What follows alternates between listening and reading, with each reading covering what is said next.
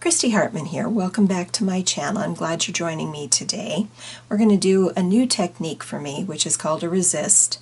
It also can be referred to as a batik. It's a very similar technique that you're going to use. The idea behind a resist is where you mask out certain areas of your print.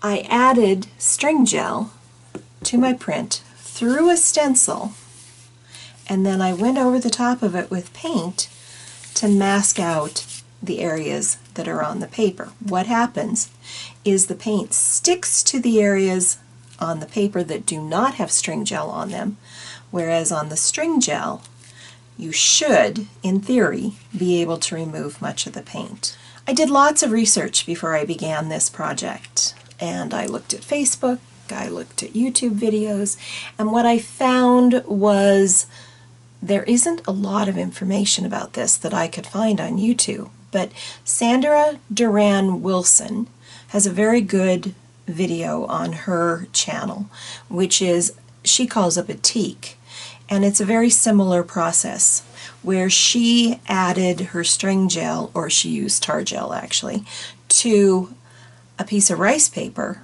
She painted over the top of it once it was dry and then put the entire rice paper down onto a collage. And I thought, why couldn't I do the same thing to my gel prints? I gave it a go, and I had mixed results.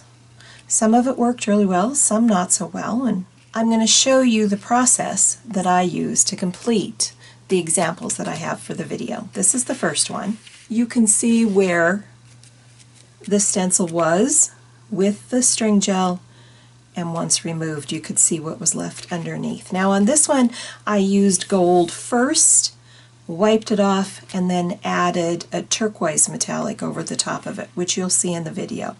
I did not videotape myself doing the gold. That was just one additional step that I really didn't think you really needed to see, because it's the same process used throughout the video. Here's the second one, which is completed on Carnival Wet Strength tissue paper. And this one worked pretty well. You can see the pattern underneath. You can also see where all of the paint adhered to the paper, and these were the string gel areas. This one is done on a piece of printing paper. And this one, you can see, worked as well. The brown adhered to where I did not have the string gel, although in some of these places my string gel slipped underneath my stencil, and that's why some of these areas are a little wonky. Now this one is a print that I had pulled previously with some gloss medium when I pulled this print. I added my string gel to it through a stencil, and then I went over the top of it with this aqua bronze rich gold, which is a powder that you mix up with water. Went over the top of it, but because I had pulled this one with gloss medium, it did not adhere well to the paper. Some areas it did, other areas it didn't. I found that this one didn't work out, and I did not film myself using this rich gold bronze because I didn't feel that it worked real well, and in order to promote this I feel like I need to know what I'm doing, so I may try this one again. So this is the resist technique. Take a look at the video. Much of it I fast forward through because it's the same technique throughout. You're just going to see it on different prints. I'm going to try something different using my iris stencil. We're going to try a resist. We're going to use this print, which is a gel print of mine from actually a previous video. We're going to use Liquitex string gel. My plan is to spread my string gel with this palette knife.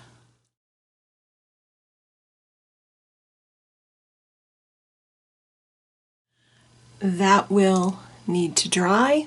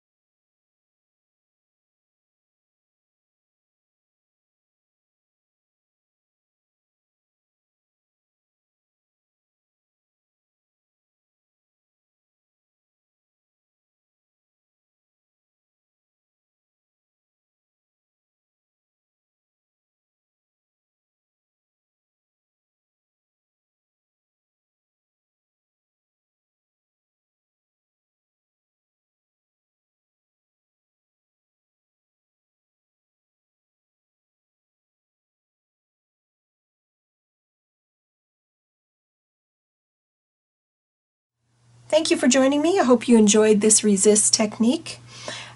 Give me a thumbs up, leave me a comment. If you're not a subscriber, please join me as a subscriber and let me know what you think. I'll see you in my next video.